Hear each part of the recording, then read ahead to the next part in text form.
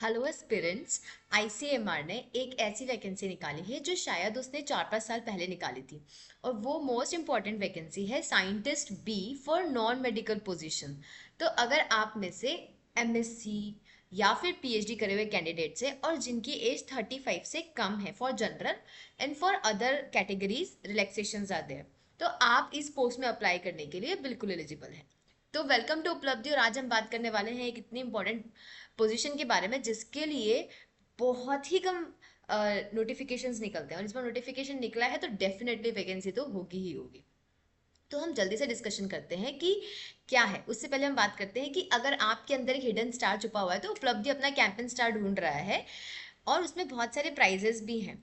आप अगर और डिटेल जानना चाहते हैं तो आप हमारे अ, इस वीडियो के आखिर में अगर आप चेक करेंगे तो आपको कमेंट सेक्शन में या पिन कमेंट के अंदर कैंपेन स्टार की डिटेल मिल जाएगी। बहुत सिंपल सा है, आपको एक रील बनाना है रिगार्डिंग एनीथिंग अबाउट द उपलब्धि और आपको उसी कोलैब में हमें पोस्ट करना है ऑन इंस्टाग्राम। अगर आपका रील बहुत अच्छा हुआ तो आप हमारे नेक्स्ट कैंपेन स्टार और लॉन्ग टर्म हमारे साथ काम भी कर सकते हैं। तो साइंस वाले स्टूडेंट्स क्यों कंटेंट क्रिएशन में पीछे रहे, हमें भी तो आगे बढ़ना चाहिए, राइट? ठीक है। अब हम बात करते हैं कि उपलब्धि क्या है, हम क्या प्रिपरेशंस कराते हैं। हम food safety officer, TET, CSI NET, GATE, IIT JEE 11 मतलब स्कूल से लेकर कॉलेज तक के सारे एग्जाम से प्रिपरेशन कराते हैं। हम लोग मेंटोरशिप देते हैं, सेमिनार्स वेबिनार समर ट्रेनिंग्स के लिए भी पोस्टिंग करते हैं। तो अगर आप इसमें से किसी भी चीज़ के लिए देख रहे हैं तो उपलब्धि को ज़रूर फॉलो करिए ताकि ऐसे इंपॉर्टेंट नोटिफिकेशंस आप मिस ना करें। एंड ऑल्सो आप हमें सब्सक्राइब जरूर करके जाना ताकि आप इसको मिस ना कर पाओ। ठीक है। एंड हाँ, अगर आप आईसीएमआर के साइंटिस्ट की प्रिपरेशन करना चाहते हैं, एग्जाम प्रिपरेशन करना चाहते हैं, तो उसके लिए भी आप उपलब्धि का ऐप डाउनलोड कर सकते हैं, कमेंट सेक्शन में प्रिपरेशन लिख सकते हैं। एंड अगर हमारे सिलेक्शंस की बात करें तो स्पेस कम है, सिलेक्शन ज़्यादा है। ओके, सो बहुत सारे कैंडिडेट्स हमारे सिलेक्ट हुए हैं इन बहुत शॉर्ट ड्यूरेशन ऑफ टाइम में। तो अगर आप भी इसमें ज्वाइन होना चाहते हैं ताकि मुझे और स्पेस बढ़ाना पड़े तो डेफिनेटली उपलब्धि को ज्वाइन करिए क्योंकि सारे कोर्सेज बहुत अफोर्डेबल हैं। ठीक है। ओके, तो जल्दी से हम डिस्कशन करते हैं। तो जल्दी से हम डिस्कशन करते हैं आज की मेन पोस्ट के बारे में। ठीक है। और ये पोस्ट है आपका about the recruitment of scientist B for non medical position at ICMR. ठीक है। ये नोटिफिकेशन अभी 2/2/2026 को रिलीज हुआ है।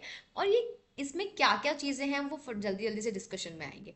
तो इसका जो लास्ट डेट है ऑनलाइन रजिस्ट्रेशन का वो है 1 मार्च 5 PM। ठीक है। सारे इंस्ट्रक्शंस आप बहुत अच्छे से पढ़ना। फॉर्म अभी ओपन है। जो भी एक्सेप्टेंस है, एप्लीकेशन फॉर्म का जो भी एक्सेप्टेंस है वो 10 मार्च तक आपको क्लियर हो जाएगा कि आपका फॉर्म एक्सेप्ट हो रहा है कि नहीं हो रहा है। ठीक है। एंड देन ओनली आप इसको भर पाएंगे। अगर आप कोई गवर्नमेंट ऑर्गेनाइजेशन में है तो आपको एनओसी सबमिट करना पड़ेगा इसका। ठीक है ना? और कोई भी करेक्शन जो भी होगा वो 10/3 को ही अलाउ कर दिया जाएगा, अप टू 13/3। ठीक है, 5 बजे तक। सिटी ऑफ एग्जामिनेशन जो है वो आपका दिल्ली एनसीआर ही है सिर्फ और सिर्फ। एडमिट कार्ड और सीबीटी एग्जामिनेशन अनाउंस किए जाएंगे। अगर आप जनरल कैंडिडेट हैं तो आपका जो फीस है, ठीक है, अगर आप जनरल कैंडिडेट है तो आपका जो फीस है वो 3000 रुपीज़ है। और ST SC EWS कैंडिडेट्स के लिए 2400 है। ओके। और अगर आपको डिसेबिलिटी वगैरह कुछ है, ठीक है, अगर पर्सन विद डिसेबिलिटी है आप, है ना, तो आपका इससे एग्जाम्प्टेड है। The candidate can pay prescribe fee, आपको ऑनलाइन पेमेंट में ही फी देना है। हम जनरल कंडीशन एज रिलैक्सेशन वगैरह देख लेते हैं जल्दी से। जनरल कंडीशन बहुत सिंपल सी है, साइंटिस्ट बी का आपको फॉर्म भरना है और एम्स की इस वेबसाइट से आके आपको फॉर्म फिल करना है। ठीक है, ऑनलाइन मोड में ही आपको फॉर्म भरना है। और 1 तारीख तक का फॉर्म वैलिड रहेगा। ठीक है, आप सेल्फ चेक करिएगा एलिजिबिलिटी को और प्लीज़ कोशिश करिएगा कि आप गलत एलिजिबिलिटी में उसको वो ना करें। ठीक है। एज रिलैक्सेशन की मैं बात करूँ तो basically ST SC OBC candidate के लिए एज रिलैक्सेशन है। कितना है? तो ST SC है तो 5 ईयर, OBC है तो 3 ईयर का एज रिलैक्सेशन है। इतना ज़्यादा रिलैक्सेशन हुआ है कि मेरी टंग स्ट्रेस में आ गई है। तो PWD अगर आप हैं फिजिकली, अगर आप डिसेबल हैं या फिजिकली आप जिसको हम बोल रहे हैं चैलेंज्ड है, तो आपको 10 ईयर तक का मैक्सिमम रिलैक्सेशन मिलेगा। और PWD प्लस OBC है तो 13 ईयर और ST SC है तो 15 ईयर। और अगर आप एक्स सर्विस मैन है तो 5 ईयर का आपको रिलैक्सेशन मिलेगा। ठीक है। अगर आप सेंट्रल गवर्नमेंट के एम्प्लॉय हैं तो 5 ईयर का रिलैक्सेशन रहेगा। अगर आप सिविलियन एम्प्लॉय हैं OBC तो 8 ईयर्स का रहेगा। और अगर आप गवर्नमेंट का सिविलियन एम्प्लॉय हैं ST SC का तो आपको 10 ईयर्स का रिलैक्सेशन रहेगा। ठीक है। इसके अलावा कोई रिलैक्सेशन नहीं रहेगा। ठीक है। एक आपको एनओसी सर्टिफिकेट सबमिट करना पड़ेगा अगर आप गवर्नमेंट एम्प्लॉय हैं तो ऑलरेडी, ठीक है। कास्ट सर्टिफिकेट आपको देना जरूरी है अगर आप इसमें से किसी भी कैटेगरी से अप्लाई करते हैं तो, ओके, ठीक है। उसके अलावा सेंटर ऑफ एग्जामिनेशन आपका दिल्ली एनसीआर ही रहेगा। एडमिट कार्ड आपका 5 दिन पहले रिलीज कर दिया जाएगा एग्जाम डेट के। एंड पैटर्न एंड सिलेबस जो है आपका एग्जामिनेशन का वो कुछ ऐसा रहेगा कि जो एग्जामिनेशन का स्कीम है उसमें स्टेज 1 जो है उसमें रिटन और सीबीटी एग्जामिनेशन रहेगा और स्टेज 2 में आपका इंटरव्यू रहेगा, ठीक है। जो स्टेज 1 है आपका वहाँ पे 100 ऑब्जेक्टिव क्वेश्चंस रहेंगे जिसके 4 ऑप्शन रहेंगे, हर एक का 1 मार्क्स आपका रहेगा प्लस और 1/3 इसकी नेगेटिव मार्किंग रहेगी। अगर अनआंसर्ड है तो कोई भी मार्क्स रिड्यूस नहीं किए जाएंगे। 100 ऑब्जेक्टिव्स को डिस्ट्रीब्यूट किया जाएगा कुछ ऐसा जिसमें कि research methodology, basic biostatistics, validity and reliability of diagnostics and screening test, bioethics, communicable diseases, non communicable diseases, reproduction and child nutrition, logical reasoning, general knowledge and English language में उसको इस तरीके से डिस्ट्रीब्यूट किया जाएगा, ठीक है। जो आपका रिटर्न सीबीटी है वो क्वालिफाई करना जरूरी है और फाइनल सिलेक्शन इसी की बेसिस पे मेरिट बनेगी तब होगा, ठीक है। उसके उसके बाद आपका जो भी क्राइटेरिया है वो 50% रहेगा एटलीस्ट, ठीक है। और स्टेज 2 जो रहेगा आपका, ठीक है, वो इंटरव्यू रहेगा और वो 45% उसका वेटेज रहेगा, कट ऑफ मार्क्स में 45% रहेगा, ठीक है। मीडियम ऑफ जो एग्जामिनेशन वो सिर्फ और सिर्फ इंग्लिश ही है और सेकेंड स्टेज जो है वो आईसीएमआर में ही कंडक्ट किया जाएगा for the interview.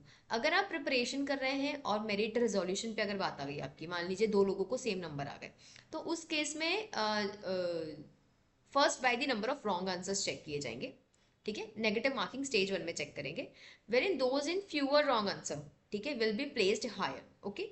If not resolve, फिर भी नहीं हुआ, ठीक है, तो देन डेट ऑफ बर्थ पे जो ओल्डर कैंडिडेट है उसको पहले दे दिया जाएगा एज कम्पेयर टू वो। अगर वो भी नहीं हुआ तो फिर अल्फाबेटिक ऑर्डर पे चला जाएगा। मतलब मुझे तो लगता है मेरे पेरेंट्स को मेरा नाम ए से रख देना था, अब मुझे ऐसा लग रहा है कि काश ए से मेरा नाम रख दिया जाए, ठीक है, okay. Rules of scribe and compensatory time की अगर मैं बात करूं, अगर आपको स्क्राइब की रिक्वायरमेंट है तो वो भी आपको प्रोवाइड किया जाएगा। एलिजिबिलिटी की अगर हम लोग बात करें यहाँ पे, तो अगर किसी को डिसेबिलिटी वगैरह है तो वो भी एलिजिबल है, बट उनको वही सर्टिफिकेशंस वगैरह प्रोवाइड कराने पड़ेंगे जो भी आपके रिक्वायर्ड सर्टिफिकेशंस है, ठीक है। अगर बहुत बेसिक गाइडलाइंस है आपकी, अगर आपको कोई भी क्वेरी है तो एनेक्जर 4 में मैं आपको डिटेल बता दूंगी आपको कैसे करना है। लीगल एंड डिसिप्लिनरी एक्शन, अगर आपने जो भी चीज़ें करी वो फैब्रिकेटेड है या गलत है, अपलोडेड डॉक्यूमेंट्स अगर गलत हैं, चेंज है, तो आपको एग्जाम से डिबार कर दिया जाएगा, ठीक है। और ऐसा अगर हुआ तो आप सोचिए कि अगले एग्जाम में आप चाहे आपका नाम ए से हो तो भी आपको नहीं लिया जाएगा, तो फिर आपको लगेगा थैंक गॉड मेरा नाम ए से नहीं रखा है, वॉट एवर इट इज, ठीक है। तो लीगल जुरिस्डिक्शन आपके अगेंस्ट जो भी है वो क्या लिए जाएंगे, एक्शंस लिए जाएंगे, सीधी सी बात है, अगर गलत करोगे तो एक्शंस लिए जाएंगे, है ना, ठीक है। ओके, सो एनेक्जर 1